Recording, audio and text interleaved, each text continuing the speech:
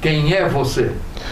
Bom, eu sou Manuel Birajara Menezes da Silva, natural de Mossoró, Rio Grande do Norte, e adotado pelo Paraná nos anos 60. O meu pai, um comerciante em Mossoró, muito bem sucedido, Francisco de Assis Menezes da Silva, a minha mãe Eudes Laura da Silva.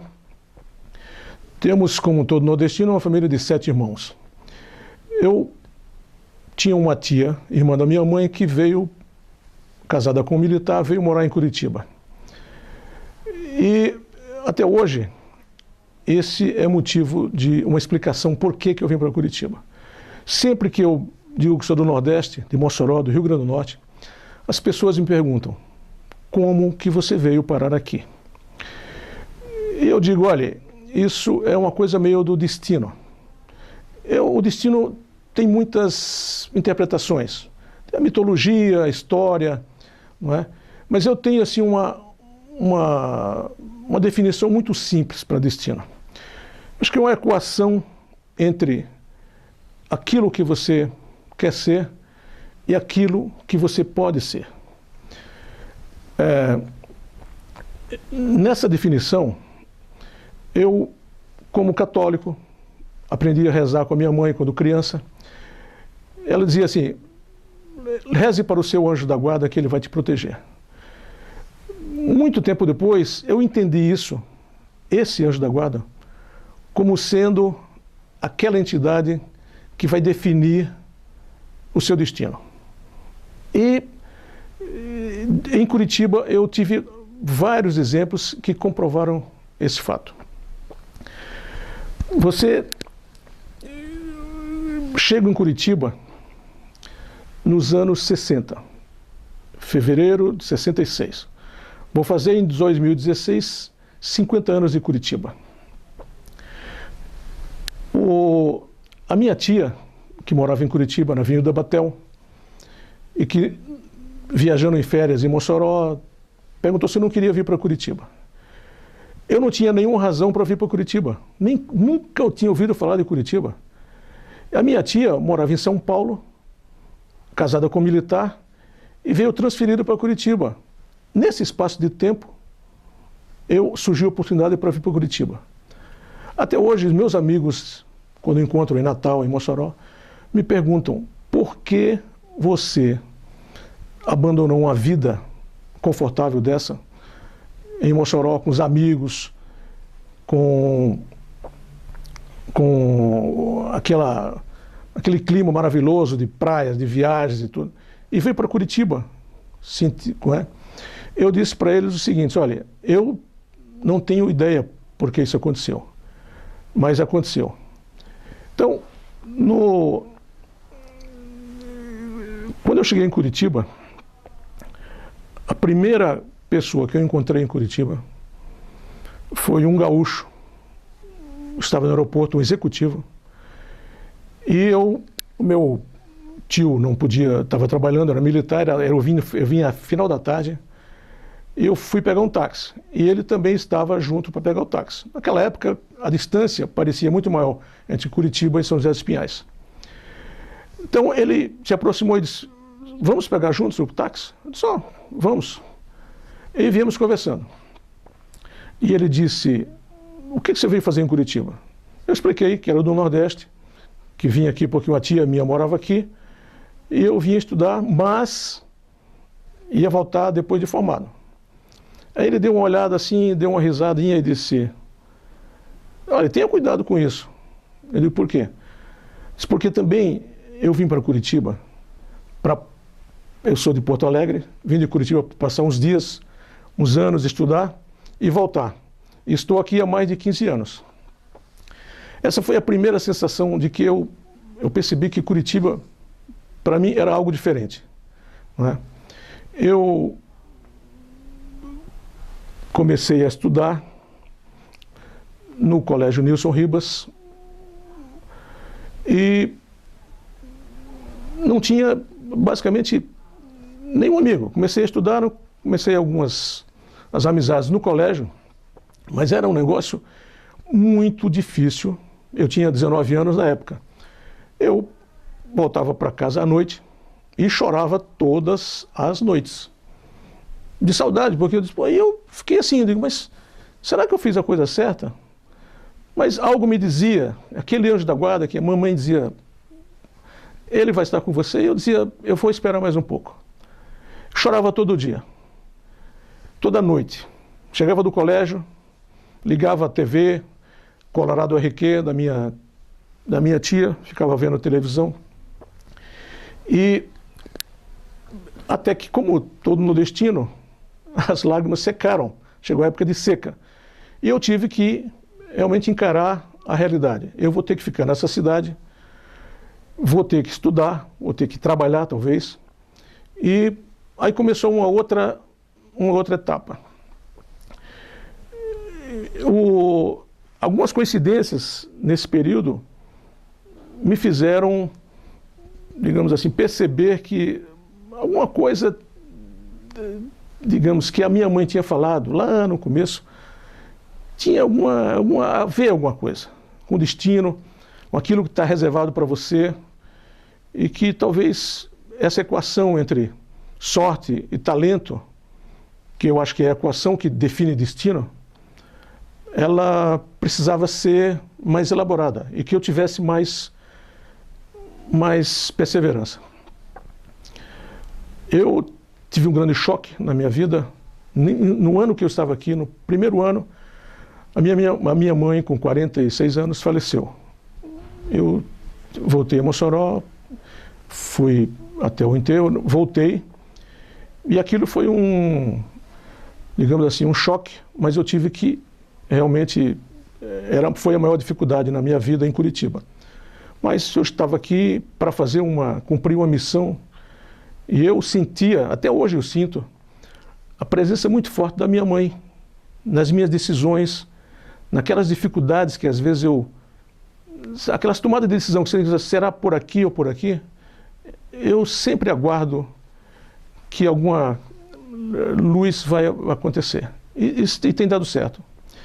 Bom, essa foi a primeira etapa, digamos, da minha chegada em Curitiba. No colégio, as coisas começaram a melhorar. Tinha um diretor, o Santa Rosa, que era um aposentado, acho que coronel da aeronáutica, e ele, quando soube que eu era nordestino, veio com um grande desafio. Disse assim, você vai ter que provar que nós somos bons e inteligentes, somos bons de cabeça, somos inteligentes, você vai ser o primeiro aluno do colégio. Eu disse, negativo, professor, não tem menor chance. E ele era professor de matemática e queria que eu fosse um matemático. Eu disse, olha, não tem a menor possibilidade. Eu vou ser um bom aluno, com certeza, estou aqui para isso, mas não tenho a menor chance. No colégio, eu percebi dentro dessas coisas que ninguém explica. A maioria dos meus amigos de hoje, inclusive publicitários, como o Hernani Buchmann, o Murilo Buchmann, o Flávio Buchmann, o Rubens Camargo, muita gente estudava no colégio, só que em outro horário. E eu só encontrei-os depois, muito tempo depois. Até o Hernani contei isso para ele numa reunião, e é interessante porque essas coisas que eu particularmente não acredito muito nessa coisa do destino define a vida da gente, mas essas coisas têm acontecido comigo e eu tenho que respeitá-las. Um exemplo, no primeiro dia que eu vou para o colégio, ali pela Avenida Batel, continuação à Avenida Nossa Senhora Aparecida, eu olho para a esquerda e vejo uma fábrica, logotipo Malazica. Eu assustei com aquilo, eu me emocionei, porque a minha mala era Ica. É como se eu tivesse assim, um carro Ferrari e de repente estou na Itália e passo na frente da fábrica da Ferrari. Eu lembro aquilo, eu tinha 19 anos, então aquilo para mim foi assim uma coisa emocionante. Eu digo, estou num lugar fantástico. E aquilo ficou como assim, uma referência na minha vida. Até hoje eu tenho essa mala. Anos depois, na Sclan, na agência que eu trabalhei durante 4 anos, eu atendi a conta das Malazica. Contei isso para os sócios, os donos da Malazica. Foi uma coisa emocionante, porque pô, não é possível que essas coisas, essas coincidências que a gente acha que não tem nada, então uma ligação com alguém ou com pessoas, como a minha mãe, que estava certamente cuidando de mim nessa hora. Então foi um negócio muito emocionante e essa, digamos, essa coisa que o destino nos traz para perto e vai estimulando você, e essa equação de talento e sorte começa a fazer a diferença. Outro exemplo dessa equação. Eu sempre achei que ia ser jogador de futebol. O meu sonho era isso. Eu achava que tinha talento para isso. Quando eu cheguei em Curitiba, o meu anjo da guarda aprontou uma e me definiu de uma vez por todas, me deixou claro que eu não deveria ser jogador de futebol. E foi muito simples, a equação foi bem resolvida. Eu comecei a jogar numa suburbana, no Novo Mundo. Pegava o ônibus ali acho que na Praça Rui Barbosa, ia até o portão, a igreja do portão, que não tinha mais, ia a pé caminhando. E jogava lá. Treinava sábado, jogava domingo. E eu comecei a me entusiasmar. Achei aquilo muito interessante, porque até então eu só tinha jogado no colégio diocesano, em Mossoró, Colégio dos Padres. Colégio era time de brincadeira, time série contra série. E aqui, por mais simples que fosse a suburbana, eu tinha lá um técnico fazendo preleção. Eu me sentava assim, me sentia assim um rei da cocada preta. Eu digo, olha, daqui eu vou para um time maior, seguramente. Aí aconteceu esse fato que aí eu larguei mão do futebol. Eu disse assim, um dia jogando era um jogo domingo contra o Capão Raso. Nesse dia, eu jogava assim, meio campo, 10 e 8, número 10, 8. Controlava bem a bola, fazia gol. Bom, aí o técnico chega para mim e diz assim, Bira, o lateral direito faltou. E você, como tem bom domínio de bola, você acho que vai suprir essa com facilidade. Se não tem como. Eu nunca fui muito magrinho, então eu sempre fui meio pesado. Eu digo, eu não tenho condições de jogar contra um ponto esquerda. Eu não tenho condições. Ele disse, mas não tem outro jeito. Tem que ser você, porque está todo mundo nas posições, etc. e tudo. Aí eu fiz assim, eu disse, olha, então eu vou procurar visualizar quem era o ponta esquerda que eu teria que marcar. Bom, eu olhei, ponta esquerda, era o sujeito mais enxuto do time deles. Era um sujeito assim, parecia, ele controlando bola, parecia o Edu do Santos, ponta esquerda do Santos. Só que muito mais magro, enxuto, o cara. Eu digo, eu não tenho a menor chance contra esse cara. Resultado, realmente, não tive a menor chance com esse cara. Mas não perdemos o jogo. Aí o técnico vem para mim e diz assim, achamos sua posição, ser lateral direito. Eu digo, então o senhor me espere que na próxima temporada eu estou aqui. A sorte é o seguinte, não tive que me desculpar com ele, porque era época de férias, né? Aí eu fui para o Mossoró e aí abandonei o futebol. E o Real Madrid, esses times da Espanha, perderam aí uma grande chance. Então, essa coisa do talento e sorte, está sempre comigo. E eu acho que sempre com todo mundo. Às vezes aqui a gente não percebe as nuances assim, né? Outro fato interessante que aconteceu, que foi assim, o início da minha vida profissional, um reencontro, assim, eu tive Quando eu cheguei em Curitiba, era fevereiro. Então, clima excelente.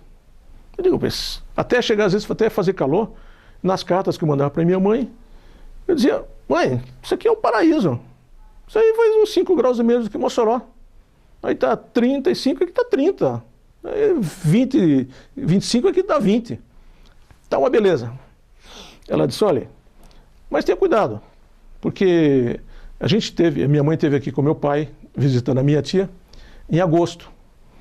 E eu lembro quando ela chegou em Mossoró, eu disse, estranhei muito a Curitiba.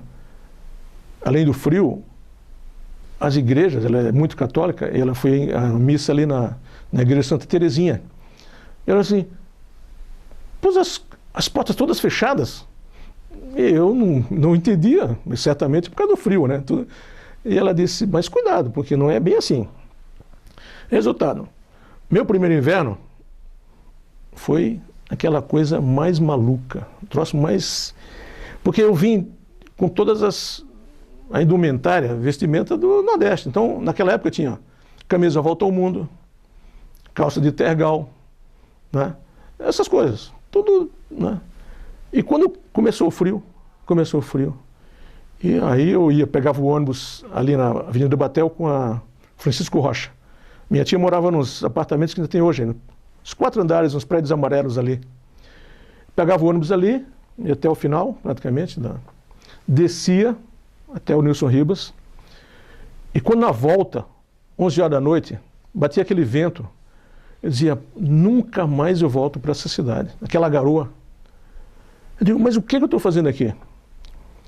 E aí, meu primeiro problema financeiro, o inverno trouxe meu problema financeiro. E problema com um futuro cliente, que ainda não sabia ainda que eu ia trabalhar a conta dele. Que era o seguinte, existia uma propaganda das lojas Universal, do Rubens Steig, que dizia assim, e era atendido pela Múltiplo, acho, assim, compre agora e só comece a pagar quando o carnaval chegar. E eu olhei aquilo e disse, meu Deus do céu, era assim uma pechincha, um negócio assim, compre agora no inverno e só começa a pagar depois do carnaval. Depois do Natal, sei lá, um negócio assim. Eu falei com a minha tia, disse, tia, eu preciso comprar alguma coisa, senão eu vou morrer de frio aqui. Fui na Universal. Chego lá, o vendedor, muito bem orientado, assim, o senhor pode escolher. Não, eu quero primeiro fazer a minha ficha. O senhor pode fazer, não tem problema. E se você não me aceitar? Aqui a gente aceita. Pode fazer a ficha. Pode, escolha. Eu olhei para ele assim, pô, que troço maluco, esse cara nem me conhece, pessoa de Mossoró, pô, como é que esse cara vai chegar e dizer que eu posso comprar aqui? Numa loja em Curitiba, os caras nem me conhecem. Fiquei pensando isso. Já escolheu? Digo, porra, então botei, peguei e escolhi. Uns 3 japonas, 3 pullover, uma japona, aí calça de veludo cotelê, essas coisas, meia de lã. Saí forrado. Só que eu recebi uma mesada do meu pai. E ele, meu pai, era exigente, só tem que controlar o gasto. Você não... Resultado, meu primeiro CEPROC. Graças ao senhor Rubens Steig, que depois foi cliente da Ops, da Múltipla, onde eu trabalhei. Então, depois eu contei isso para ele deu muita risada. Mas, aí Curitiba, eu digo, não volto mais para essa cidade. Isso era o inverno. Só que, no próximo verão, chegou o fim do ano, eu já tinha terminado o terceiro científico, na época científico, e ia prestar vestibular. E aí chegou o final do ano, férias em Mossoró, clima bom de novo. Eu digo, agora estou me acostumei com Curitiba, né? Já tenho roupa para ver inverno, o verão não é problema, já vou fazer vestibular e fui para Mossoró de férias. Festa em Mossoró e tal, e acabei voltando. Nisso, já tinha... Aí entrei no vestibular, fiz vestibular. Para o meu pai, naquela época, existiam 2 profissões. Acho que no Brasil inteiro. 3, aliás, praticamente. Assim, bem... Que eram médico, engenheiro e gerente do Banco do Brasil, né? Quando o meu pai era um sujeito muito visionário para a cidade. A cidade, na época, só tinha uns 30 mil, 40 mil habitantes. Meu pai era um comerciante de muita visão. Para vocês terem uma ideia, ele comprava, ele vinha até aqui, no Rio Grande do Sul, comprava armas da Taurus, comprava tintas aqui de São Paulo, comprava madeiras, compensado do Paraná. Tinha uma loja de material de construção muito grande, além de ter uma representação de seguros, que ele segurava as salinas. Naquela época, as salinas, era muito... O pessoal não tinha muito equipamento de segurança, então eles acabavam se ferindo muito. Então, e eu ajudava lá no seguro, meu pai segurava, porque tinha que seguro trabalhista, né? Tinha que segurar os funcionários, porque qualquer ferimentozinho no sal, trabalhando de sandália havaiana lá, o cara ficava às vezes 15 dias, um mês sem trabalhar, então tinha que pagar seguro.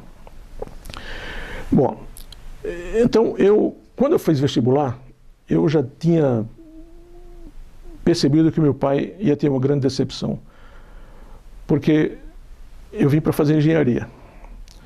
No cursinho, eu fiz cursinho no Dom Bosco. Outra coincidência também, que um dos professores era o Oriovisto Guimarães, que depois foi nosso cliente, tanto na Sclan quanto na parceria, a agência que eu montei com o Sérgio Messa, e que atendemos o Positivo, foi nosso cliente durante 12 anos. Né? Bom, no cursinho Dom Bosco, eu já percebi que engenharia não era o meu negócio. Então, fiz para arquitetura e belas artes. Acabei passando em belas artes.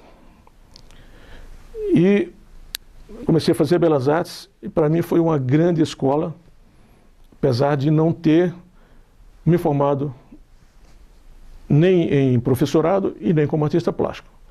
Isso se deveu a algumas conversas que eu tive com alguns professores e a influência deles.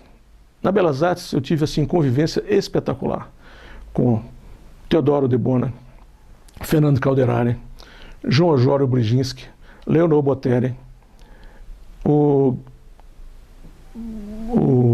Guido Viaro, que tinha um estúdio à parte, Herbo Stenzel e o Ives Fontoura, que foi aquela pessoa que começou a definir o que era plantar uma semente no Bira Menezes, de que a coisa que eu estava querendo como profissão, nem o meu pai poderia saber ainda, porque não existia. Então era uma coisa nova. O Ives dava aula de design e tal, e eu comecei a ver que aquilo tinha muito a ver comigo, com a formação e, digamos, e o talento que a minha mãe tinha. Minha mãe pintava muito bem e tinha uma veia artística muito boa. E eu comecei a ver nas aulas do Ives Fontoura, que era aquilo que eu queria. E dois fatos aconteceram que aí eu decidi por abandonar a Belas Artes. Foi o seguinte, um dia conversando com o de Bona, conversava muito com o de Bona, porque o de Bona é um sujeito muito bem-humorado, né? E ele gostava de conversar comigo, porque a gente, sei lá, fazia sempre umas bagunças, e na cantina, a gente sempre estava brincando com ele. E ele disse assim: Bira Menezes, para ser artista, eu não sei porque ele disse isso, talvez aquele anjo da guarda tenha dito para ele: escute, interrompa logo a carreira do sujeito aí, para ele não ser um artista medíocre. Eu imagino que tenha sido isso. Ele disse assim: Bira, para ser artista, você precisa ter espírito de artista. Cara, aquilo foi um toque na cuca. Quando ele falou aquilo, eu disse: já sei o que é, professor. Já entendi. Você entendeu o quê? Disse: não tenho isso. Não é possível. Eu não sou artista. Apesar de ter um traço muito bom. Alvo até de um comentário, uma ocasião, numa aula lá, de desenho ao vivo, fiz um rosto com caneta Bic escrita fina, que é um negócio que você não tem como enganar, porque escrita fina você tem que desenhar ou não. Não tem manchar, não. Desenha ou não desenha. Atrás de mim tinha uma pessoa. E eu fiquei assustado olhando ali. Quando eu terminei o desenho, olhei para ele, era o Guido Viaro. Eu disse: parabéns, você tem um traço lindo. E eu digo, apesar disso, eu concordei com o de Bona naquela ocasião de que eu não tinha o espírito de artista. E esse traço bonito poderia talvez ser aproveitado em outra. Deve ter alguma coisa que você possa aproveitar, algum talento artístico, que não as artes plásticas. E aí o outro fato aconteceu. eu era o presidente do diretório da Belas Artes. E fizemos tinha uma semana de artes plásticas, todo ano tinha. Nessa ocasião veio um professor, Donato Ferrari, da Fundação Armando Álvares Penteado. Dava, acho que era escultura, acho que ele era, além de professor, também era da diretoria da fundação, da FAP. E eu conversei muito com ele, e ele me contando sobre a escola, eu disse para ele: Donato Ferrari, você arranjou um problema para você. Disse: o que que houve? Disse: eu vou para a tua escola. Ele disse: não pode. Você não fez vestibular, né? Mas eu vou transferir daqui, eu preciso ir para a sua escola. Não faça isso. Eu digo: eu vou fazer. Bom, resultado. Um dia na Belas Artes eu tinha muita amizade, era da minha turma, mas é Mendes, artista plástica consagrada. E a gente tinha a Mazé tinha uma amizade muito grande com o César Bender, que era designer e que estudava na Álvares Penteado e morava junto com o Rogério Borges, filho do Álvaro Borges, que eu na época não conhecia. E aí começamos ali, eu digo: eu vou para São Paulo. Daí começamos lá, a Mazé falou com o Guilherme Bender, aí eu fui lá, fiquei na pensão com eles, morava numa pensão na Rua Bahia, em Higienópolis. Aí chego lá, conversar com o Donato Ferrari. Ele olhou e disse: o que você está fazendo aqui? Eu não disse para você que eu vinha? Mas não tenho, como é que eu vou fazer? Então o senhor é o seguinte: o senhor arranja veja o currículo e as salas onde eu vou ter aula, que eu vim para ficar. Resultado, ele arranjou uma das escolas mais espetaculares que eu assisti, que eu vi. E o Ives tinha razão, porque ali eu comecei a tomar contato com todo esse universo que estava chegando, que a publicidade ela estava mudando de patamares técnicos, né, de talento também, de enfoque, né. E ali eu tive aula de fotografia, de design, de comunicação, de estética, um negócio assim muito, muito interessante. E ali eu vi que essa diferença dessa equação talento-sorte funcionou ali. Porque eu tive muita sorte nesse processo, assim, nesses 2 anos de Belas Artes e mais esse processo com a FAP, eu fui colocado assim diante de pessoas que puderam praticamente decidir o meu destino. E ali eu sentia aquele anjo da guarda da minha mãe em volta. Tenho certeza disso. Bom, aí nesse interim entre Belas Artes e comecei a namorar uma amiga da Mazé Mendes, que era Dona Margarida Guise Menezes, catarinense de Tubarão. E aí eu fiquei o seguinte: eu não vou ficar em São Paulo profissionalmente, eu vou voltar para Curitiba, tentar um emprego em Curitiba. Cheguei em Curitiba de volta, falei com isso, Fontoura. E aí ele me levou no Márcio Santos, fotógrafo, mais tarde sócio do Diego Kremer, na Zap. E o Márcio tinha um estúdio e morava na Matheus Leme. O Márcio, uma espetacular figura, maravilhosa, maravilhosa. Ele disse: vou levar você no lugar, acho que vai dar certo. No dia seguinte, fui para a Soma. A Soma era a antiga Ops, começou com Rodrigues e Rafael Delala, Ademar de Sena, era a Soma. Depois tiveram que trocar o nome porque tinha uma Soma, uma agência de propaganda no Rio Grande do Sul. o Márcio me levou e me apresentou ao Maurício Távora, outra figura espetacular. Uma figura humana espetacular. Além de um texto, um talento fantástico. Aí me apresentou, foi assim, uma empatia, assim, um negócio assim, uma química. Fique aí. E fui trabalhando ali. Comecei como arte finalista. E ali, a coisa de você estar no lugar certo, com as pessoas certas.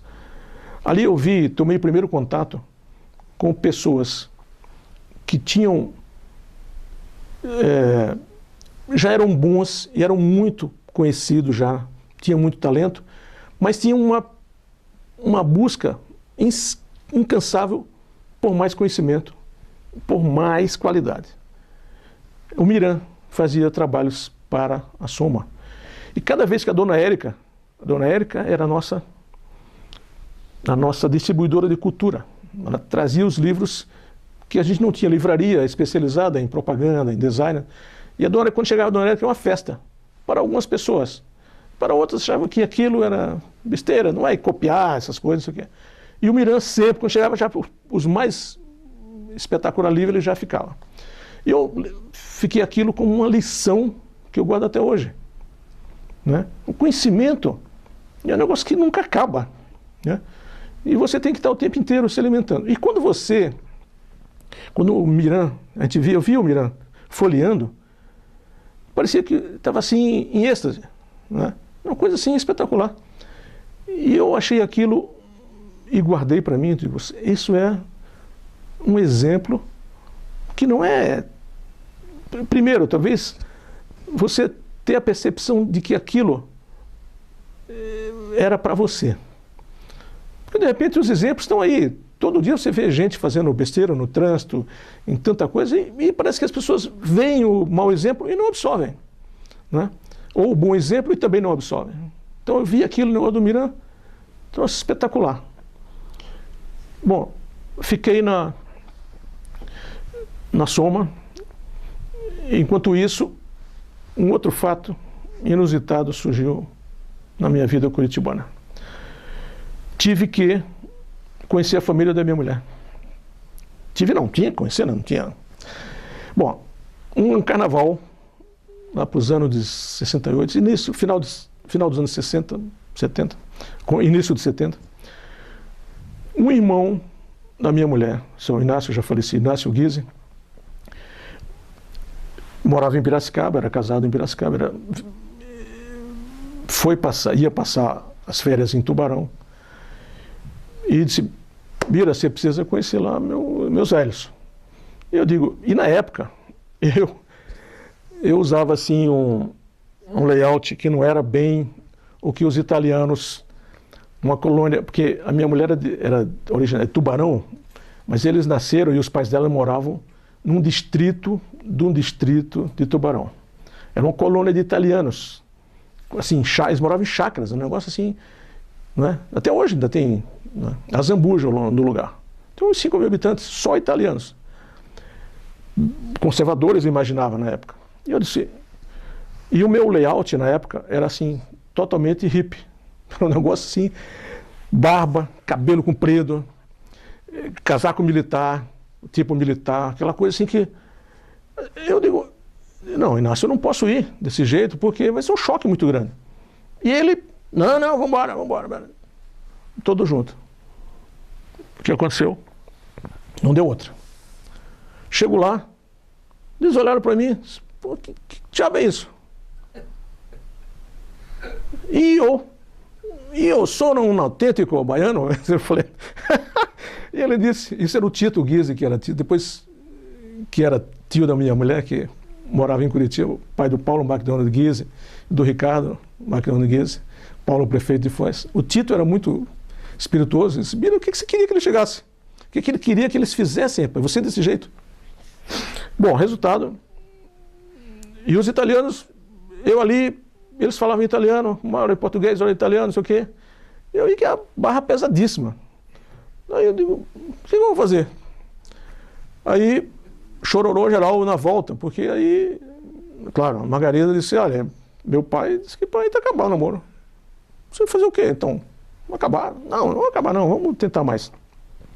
Bom, aí, um negócio engraçado.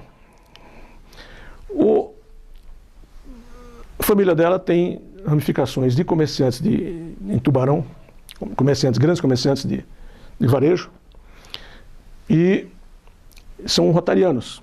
Um tio mais chegado a Margarida, o seu Vitorino, já falecido, era rotariano. E aí começou a pesquisa. Ele disse, olha, não vamos mandar acabar já, né? Ele já morava em Tubarão, uma cidade maior, exatamente do tamanho de Mossoró. Ele disse, vamos dar uma pesquisada. Né? Coincidentemente, o meu pai era rotariano. Aí a coisa começou a... É a outra coincidência, e que também foi assim que meio a aprovação do meu casamento, é que o pároco de Mossoró, o pároco da igreja, da catedral, era um alemão chamado Humberto Bruning, de São Ludgero, cidade vizinha de Tubarão.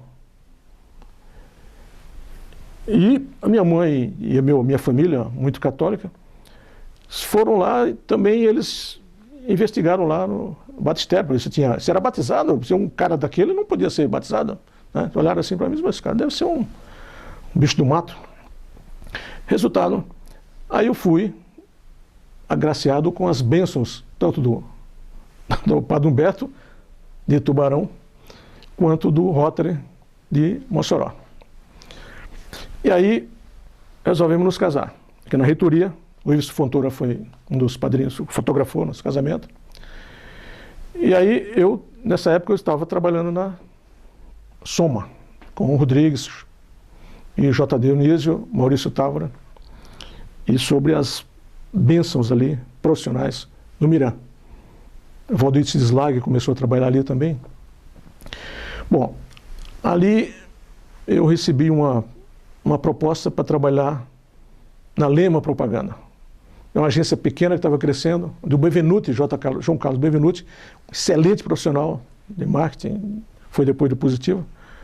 Estava formando um time legal. Levou o Retamoso, me levou e tal, e ficamos por ali. O Retamoso eu aprendi duas coisas também. Você vai aprendendo sempre com... Por isso que eu digo sempre assim, eu digo, olha, eu tive tanta sorte, eu acho que eu tive mais sorte do que talento nessa minha passagem por Curitiba até hoje, porque as pessoas com quem eu trabalhei, se o cara fosse muito idiota não ter aprendido nada. O Retamoso, até hoje, o Retamoso assim, é uma usina de criação. Então, eu ficava prestando atenção ele trabalhar e ele dizia assim, Retamoso, se você der assim, um problema para ele, só Retamoso, eu preciso criar um filme, mas não tenho dinheiro, não tenho ator, não tenho nada, faça o filme. Ele faz. Isso é impressionante. Eu faço um anúncio, mas o anúncio tem que ser all-type, quer dizer, só tipografia, não tem dinheiro para foto, não tem dinheiro, ele faz. Ele não tem desculpa. Ele assim, não, mas escute, e a foto? E não sei o quê, não tem desculpa. E quem cria, isso eu aprendi Retamoso. Até hoje, eu lembro, cada vez que eu penso assim, quando eu vejo alguém com dificuldade, puta, será que vai dar? Será que isso? Eu penso em Retamoso. Figura para mim também, assim como o Miran, exemplar. Só uma dificuldade que o Retamoso me colocou. O Retamoso, como era, assim, do ponto de vista de agenda totalmente desorganizado, ele entregava os trabalhos, mas às vezes você pensava que ele trabalhando estava na Rua 15. Aí trabalhava de noite, mas trabalhava, entregava no dia seguinte. Só que ele me levou junto. Aí eu peguei esse negócio, cara. O meu relógio biológico, até hoje, é desse madrugador, graças ao Retamoso. Porque ele ficava assim, Retamoso chegasse, vamos ali na Rua 15. Ele ficava lá, andando pela 15, não sei o quê, vai lá tomar cerveja ali, não sei o que. E de noite, vira noite para trabalhar. Quando eu percebi isso, meu relógio já tinha ido. Então eu fui sempre um madrugador e não culpo o Retamoso, porque isso até é uma coisa boa. Porque às vezes parece que a máquina fica trabalhando ali, eu já muitas vezes, quantas vezes, até hoje, de repente acordo às 3 da manhã, vou para o computador e sai alguma coisa boa que eu deixo ali, mais tarde volto, sem problema nenhum. Obrigado, Retamoso. Obrigado, Miran. Bom, ali na Lema, eu recebi uma proposta irrecusável do ponto de vista financeiro, mas depois se mostrou uma coisa meio um mico do ponto de vista profissional. O Pão de Açúcar estava instalando, o Extra, o Jumbo, né? O Jumbo na Kennedy, primeiro grande hipermercado de Curitiba. Avenida Kennedy 1000. O Kaiser Braga Carneiro, era meu amigo, ele, UP, não sei de onde e tal, aí a gente se cruzava por aí, me convidou para ir para lá. Então, eu tinha liberdade para fazer tudo.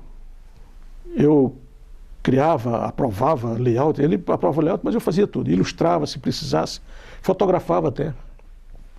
Bom, no começo eu me entusiasmei porque aquilo financeiramente era uma grana boa, então.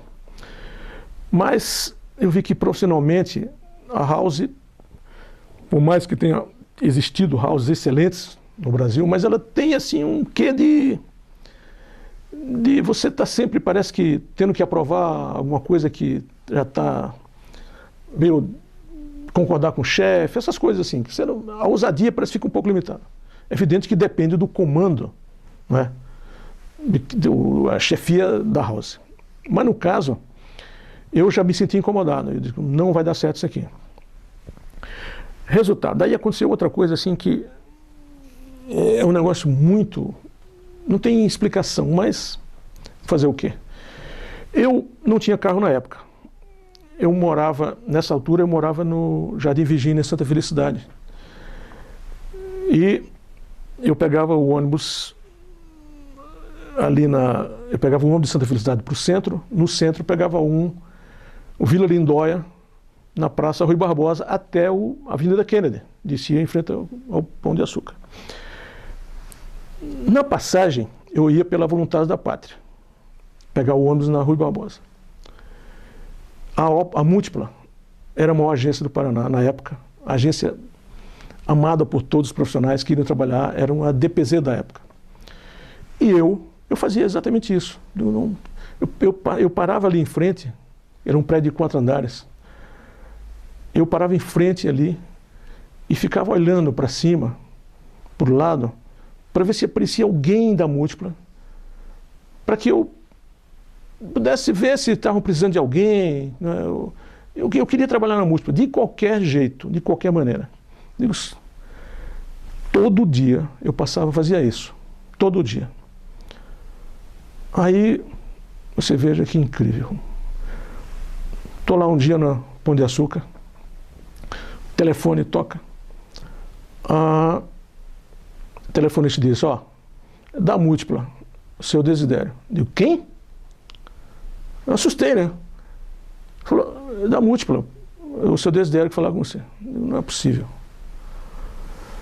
Aí eu atendi o telefone. Bira Menezes, aqui é o Desidério. Sim, senhor Desidério, tudo bem? Nós temos acompanhado o seu trabalho aí. A ousadia, a criação, apesar de ser varejo, você tem feito algumas coisas que nos chamaram a atenção. E nós estamos precisando de um diretor de arte. Você quer conversar? Puta! Cara, não acreditei naquilo. Não acreditei e realmente digo, tem que beliscar para ver se é verdade. Eu digo, ele disse, pode passar amanhã?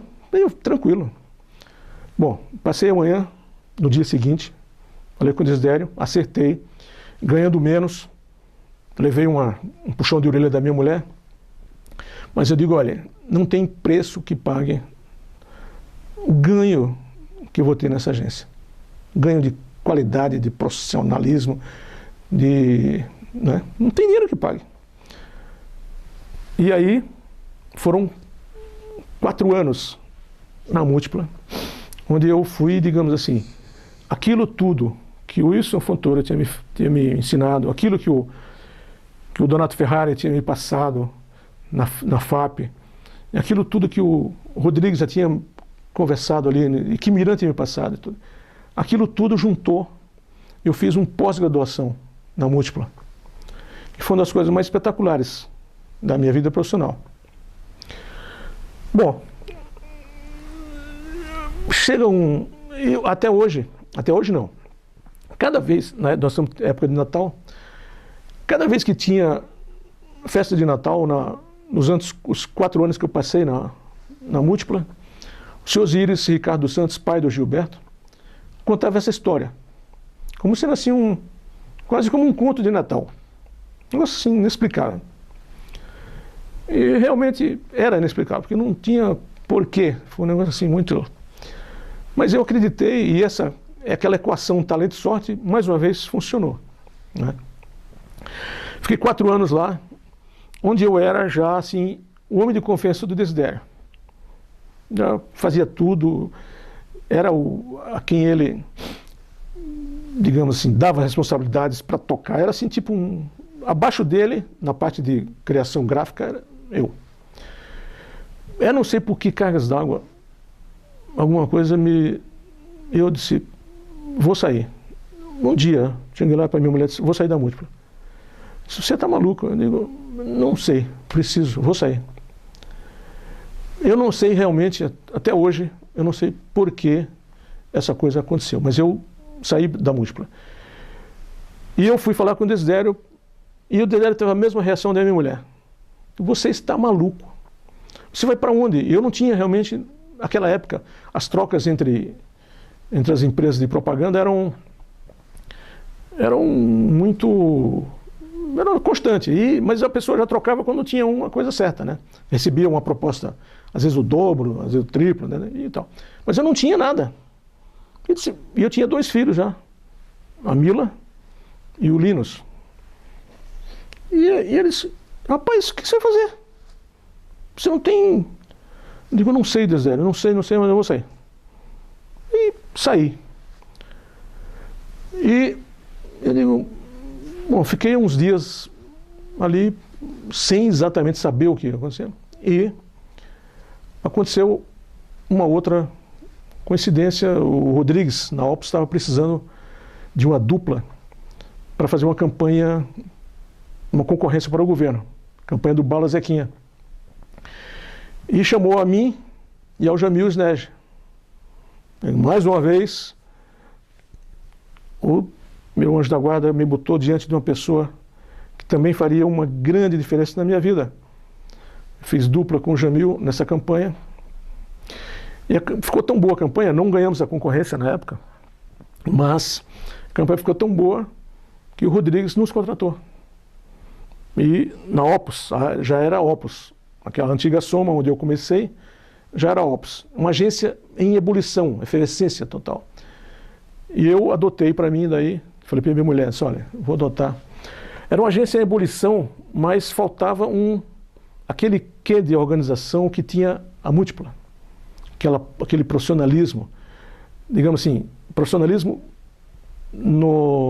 com regras e com definições, com qualidade e tal.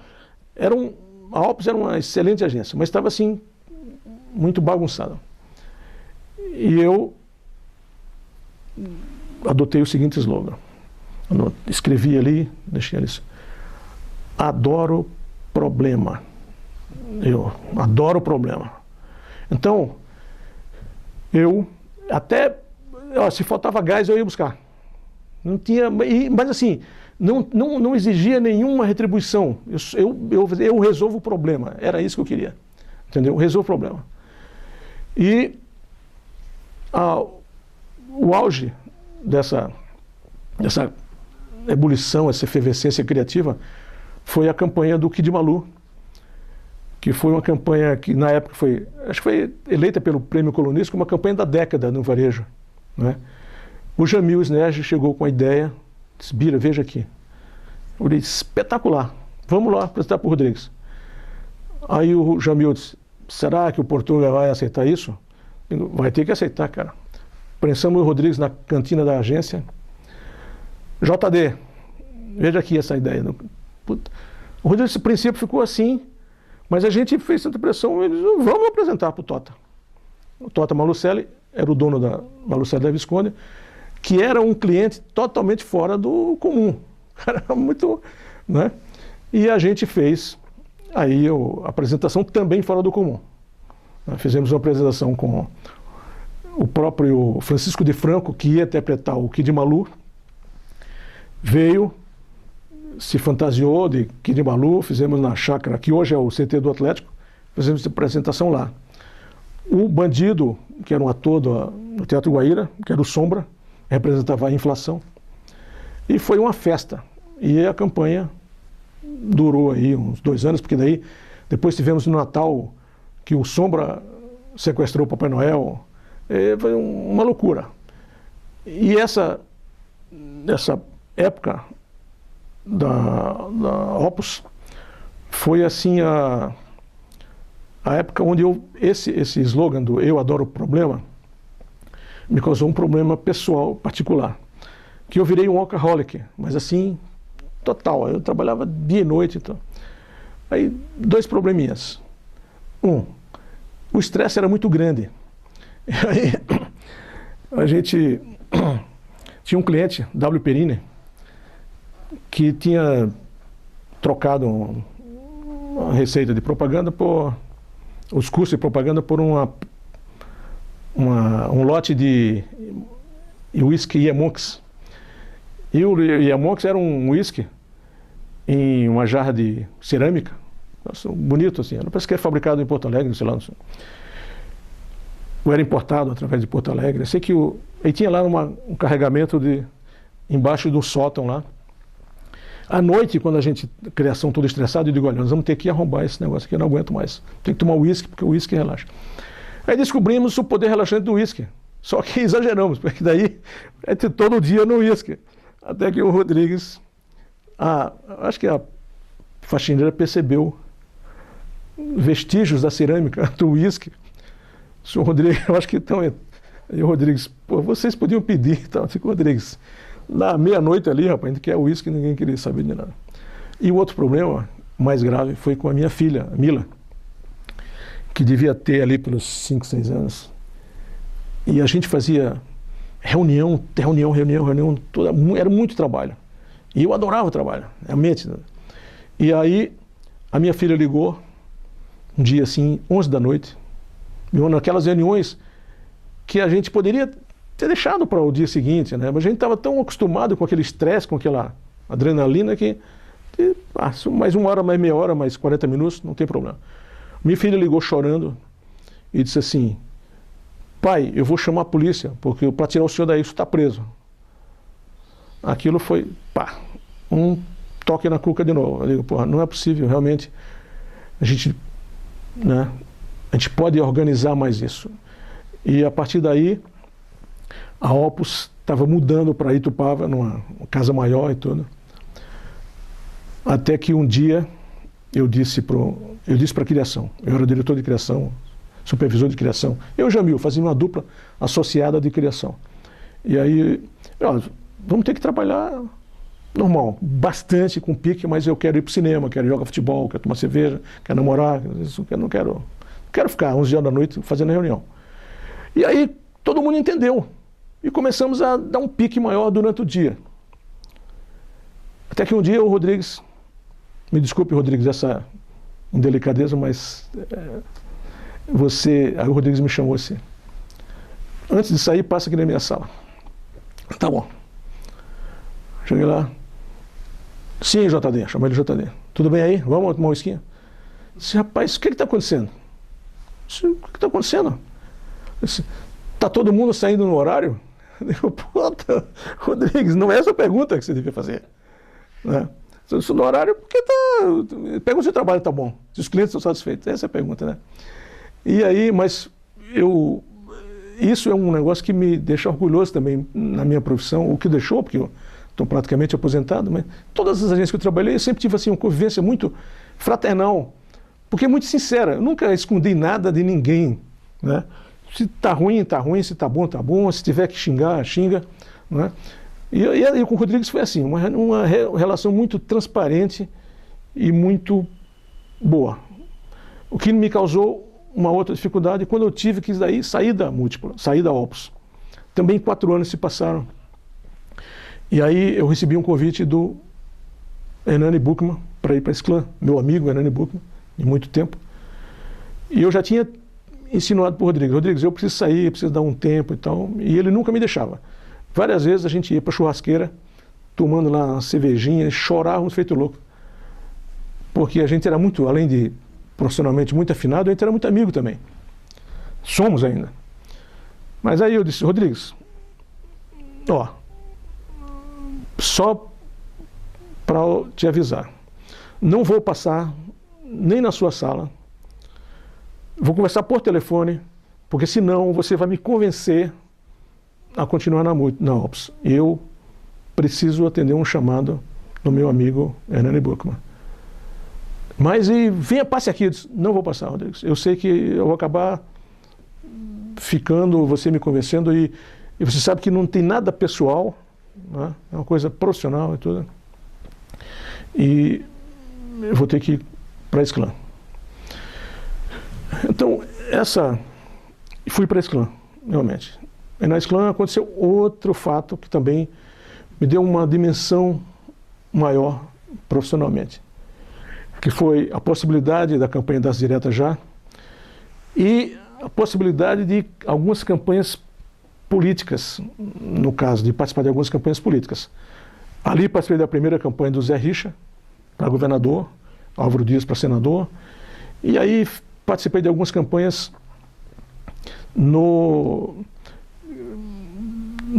fiz campanha no Paraguai para a presidência, campanha na Bolívia, para a prefeitura, e aí são coisas... Eu nunca gostei muito de política, não sou filiado a nenhum partido, né? Mas a convivência com essas pessoas foram me levando para isso.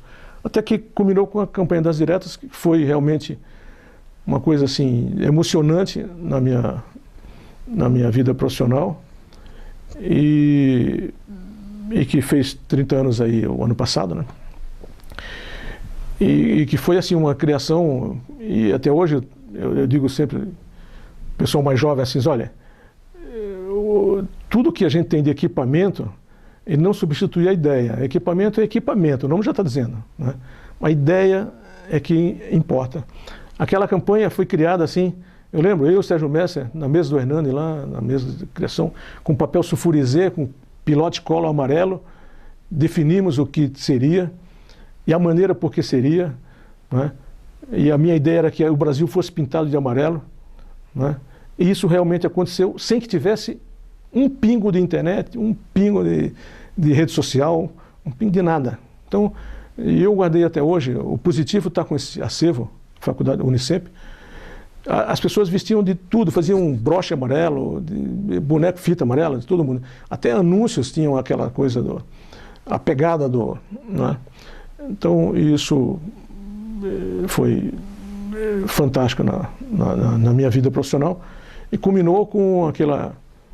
Eu estava em Fortaleza e a Rede Globo, naquela retrospectiva do ano, o Cid Moreira disse assim, neste ano o Brasil foi pintado de amarelo. Realmente aquilo foi outra coisa assim que emociona, porque aquilo que a gente previu ali, eu queria que acontecesse, né? Com todos os recursos ali, mínimos ali que a gente tinha, plataforma de piloto cola, era o que a gente tinha, mas aconteceu. Na época eu fazia dupla com o Sérgio Messer, um parceiro querido, saiu antes da Esclan e foi trabalhar com o Zanoni no escritório de criação. Dali uns, sei lá, 6 meses, o Zanoni me chamou, o Messer me chamou para que a gente fundasse uma agência. E surgiu a parceria, que foi uma coisa maravilhosa nas nossas vidas, na minha principalmente, porque eu esperava aquilo, todo esse tempo, essa coisa que a gente trabalhou, essas pessoas que a gente se encontrou, e que nos tanto, que nos ensinaram tanto, eles precisavam talvez de uma resposta. Olha, o que você vai fazer com tudo aquilo que a gente te ensinou? Aí a parceria foi aquilo. Fizemos parte foi o começo, foi a campanha do Jaime Lerner, que entrou muita gente, mas a gente teve uma parcela, e depois criamos uma coisa fantástica, que foi a campanha do lixo que não é lixo, que até hoje é lembrada, né? Foi a primeira campanha educativa, e eu sempre defendi isso. O poder público tinha que ter sempre 90% de campanhas educativas, né? Essa campanha educativa, até hoje, os bonequinhos, a família Folhas, está por aí, e é um exemplo de como usar a comunicação para benefício de todos e para maneira educativa. As crianças até se entusiasmavam mais do que os adultos com aquela campanha. Então a parceria foi a minha, digamos, última experiência como agência, né? Hoje eu estou aposentado oficialmente, tirei ali um ano sabático para... não quero mais estrutura de agência, porque não tenho mais, e estou atendendo algumas consultorias, alguns clientes que precisam de uma... Às vezes, como médico, precisa de uma segunda opinião. Às vezes, vai gastar tanto no empreendimento e ver aquele pessoal mais jovem assim, só com computador, os caras acham que, pô, quem sabe, uma opinião mais experiente, não que isso seja determinante, mas você se sente mais seguro. E outro dia, eu... é o seguinte, vou fazer em 2016 70 anos, 50 de Curitiba.